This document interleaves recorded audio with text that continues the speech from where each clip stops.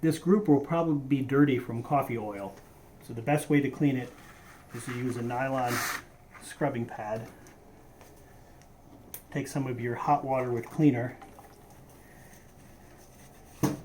and just scrub this to get all the old coffee residue off.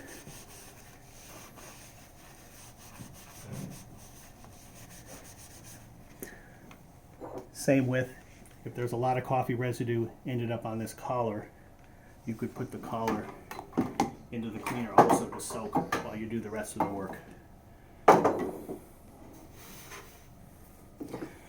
And the next step is to put the new group gasket in. The group gasket has a notch that faces upwards. It will leak if the notch faces down.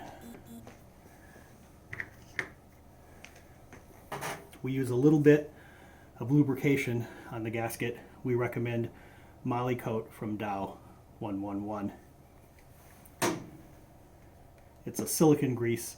It's waterproof and good to high temperatures. We don't need a lot. And we don't need to put it on the top and bottom. We need to put it on the inside and outside vertical surfaces. Then with the notch facing up, take your locking collar. It doesn't matter which way it goes.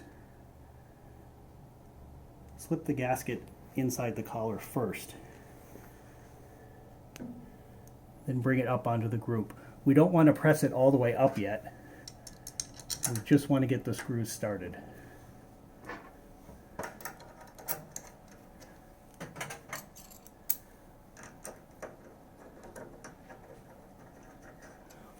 Once the screws are started, we're going to use the rim of the portafilter basket to make sure that the gasket is seated tightly and squarely. Just do a couple of turns on each side.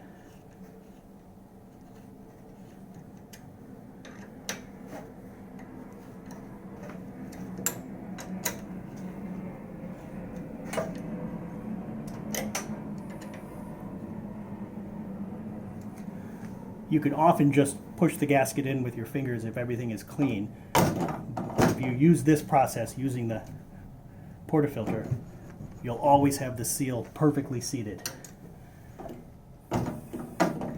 Check it once, and then tighten your screws. And the last step is to replace your screen diffuser disc and screw. To rinse these off first. Okay, now we have the cleaned screen, diffuser disc, and screw. The diffuser disc has a notch in it. That notch should be facing down. That is the only way it will fit in. The notch is there, so in case it ever got stuck in the machine, you can use a screwdriver to pry it out with the notch. So place it on your screen, notch facing down. Put your slotted screw in and bring it up into the group. Remember, you're putting a stainless steel screw into a brass fitting, so be very careful to get it started before you put any force on it. There's no need to tighten this. It's not going anywhere in normal use. Just 2 fingers tight is more than enough. And the last step is replacing the shroud. You can put a small amount of grease on this rubber seal to help it slide over here if necessary. To put the shroud on, you want to hold this in to get this over the screw slots, but you want to have a couple fingers on the gasket here to keep it from popping out of place.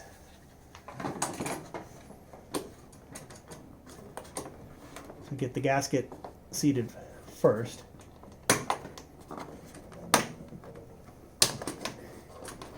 Then you can pop the group back in and retighten your screws or replace them if you remove them.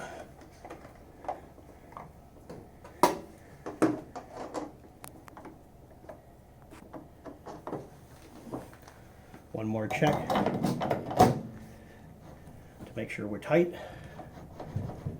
and we're good.